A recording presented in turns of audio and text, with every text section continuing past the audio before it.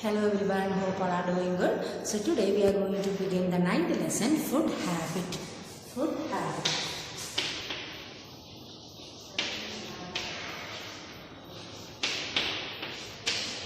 Food habit. So in last lesson we have studied from where we are getting the food, isn't it children? From where we are getting the food children? Yes, from the plants and animals. So we get food from plants and animals. So fruits, vegetables, then pulses, grains, etc. we get from plants, and then milk, meat, fish, egg, etc. we get from the animals, isn't it children? How do we get all these food items? Yes, from the market, isn't it? So we will go to market and buy all the food items, isn't it? So the rice, wheat, then sugar, egg, etc. we will go and buy from the provision store, isn't it? Provision store or supermarket we will go, isn't it children? And then vegetables we will go to vegetable markets. Then fruits also we will buy from the fruit market, isn't it children? So we get, then how do we get all these food items? Means through the markets or from the provision store or the supermarkets. And you know, some food items we will prepare daily. So some food items we will prepare daily, and some items only during the festival season, isn't it? So in your home, some food items we will prepare daily, and some items we will prepare only during the festival seasons, isn't it? So example I will tell you, the food items like rice, dosha, chapati, idli and all, it is a daily food, isn't it? The daily in your house your mother will prepare that food. And some food items like laddu, jalebi, then gulab jamun, but only we will prepare during the festival season. So now we will study about some of the food items that is prepared during the festival season. So the food items that is prepared during Varamahalakshmi is sweet pongal, payasa, kesari, vada, etc. So during the festival Varamahalakshmi, we will prepare the food items like sweet pongal, payasa, kesari, vada, etc. Then during Ganesh Chaturthi, we will prepare the food items like modak and laddu. So mainly in Ganesh Chaturthi, we will prepare modak and laddu. And in Eid, during Eid, they prepare biryanis and payasas. So during the celebration, the festival of Eid, they will prepare biryani and payasas. Then Onam, Onam they will prepare the sadhya, mainly sadhyas they will prepare. Then during the Christmas season, Christmas festival, they will prepare cakes and wines. So these are some of the food items that is prepared during some of the festival season. The first one is the Varamahalakshmi. So during the festival, sweet pongal, payasa, kesari, vada, etc. are the food items that is prepared. Then during Ganesh Chaturthi, modak and laddus. Then during Eid, then biryanis and payasa. Then Onam they will prepare sadhya. Then during Christmas, they prepare cake and wine. Have you eaten food from a fair or in a village festival?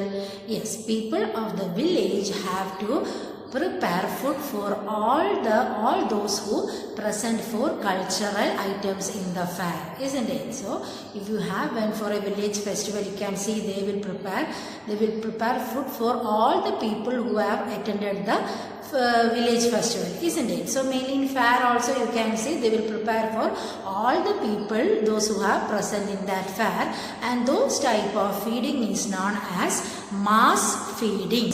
Mass feeding means distribution of food to many people. So the people will distribute food to many people, and that is known as mass feeding. Mass feeding. So some of the examples for mass feeding is marriage, temple, if festivals are there in temple, then fair, then birthday parties. Then you have heard about midday meals in school, mainly in government schools, they will provide the midday meals. So that is also an example for mass feeding. So marriages, festivals in temple, fair, birthday parties, then midday meals in school are some of the examples of mass feeding. And there are some of precautions to be followed during mass feeding. So we have to take some precautions during the mass feeding, and some of them are the materials, the vessels and the water used for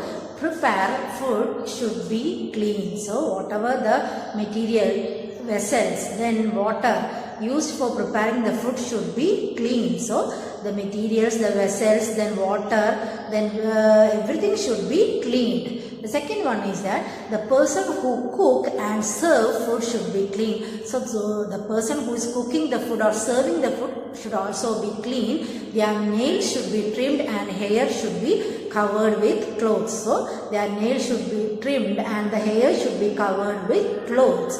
Then third one is that the place of eating food should be free from dust, germs and insects. So the place of eating should be free from dust. Dust should not be there, then germs should not be there, then housefly something will be there. That should not be there. So insects also should not be there.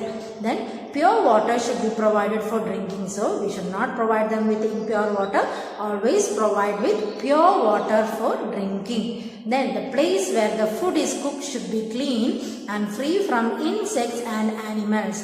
So from wherever they are cooking the food, that area should be cleaned and free from insects and animals. So animals should not be there, insects, housefly, cockroach, etc. should also not be there. Then the place where the food is cooked should be properly ventilated and light. So wherever the food is cooking, in a room means ventilation. Ventilation means what? Yes, windows should be there. Proper air should come into the room. So these are some of the precautions that has to be followed during mass feeding. So I will repeat, children. So first one is that the material or the vessel and the water used for food, used for preparing food should be clean. Then the person, the second one, the person who cook and serve food should also be clean. Their nails should be trimmed and hair should be covered with clothes. Then third one, the place of heating food should be free from dust, germs and insects. The fourth one is that pure water should be provided for drinking. For drinking, they should provide with pure water. The place where the food is cooked should be cleaned and free from insects and animals. So wherever they are cooking the food, that area should be cleaned. Then the place where, the last one, the place where food is cooked should be proper ventilation and light. So wherever the food is cooking, that area should have proper ventilation and light. Ventilation means a window should be there so that air can come inside the room. Then proper light also should be there.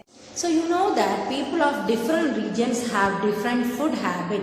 So depending upon the regions, they differ. The difference will be there in the food habit also. So for example, in the northern districts of Belagavi and Bidar, most of the food is prepared using jovar. So mainly in Belagavi and Bidar, they will prepare the food using the jovar. Then similarly in the coastal district of Mangaluru and Udupi, cooking fish is special.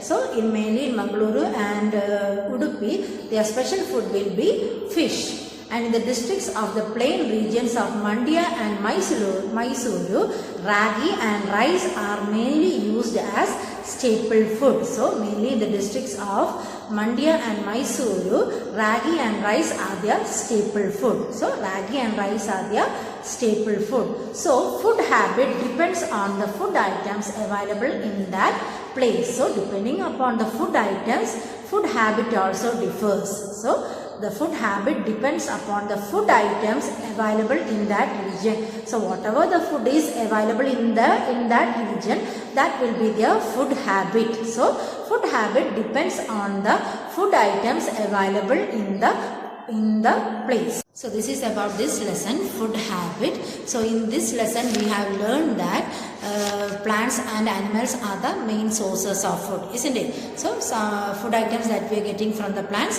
the food items that we are getting from the animals. And from where do we get the food items? Yes, from the provision store, from the supermarket. The vegetables will buy from the vegetable market, isn't it? Then we have studied about the food items. So some food items we will prepare daily, some food items only during the festival seasons, and we have studied that about the festival also. Then we have studied about the mass feeding. Some of the examples for mass feeding are fair, then festivals in temples, then marriage, birthday parties, then midday meal in the school are some of the examples of mass feeding. So mass feeding means providing food to large number of people, that is known as mass feeding. And then we have studied about the precautions that should be taken during the mass feeding. So some of the precautions, that area should be cleaned, then person who is serving the food, he should be cleaned, then nails should be trimmed, hair should be covered with clothes, then proper ventilation should be there, then a light also should be there, then the place where the food is cooked should be free from insects and animals. And these are some of the precautions that should be taken during mass feeding. Then we have studied about the different people of different regions have different food habits. So depending upon the region, food habits also differs. So food habit depends upon the food habits available in that area. So whatever the food items is available in that region, that will be their food habit. So these are the things that we learned in the lesson food habit. So that's all. See you next class. Thank you, children.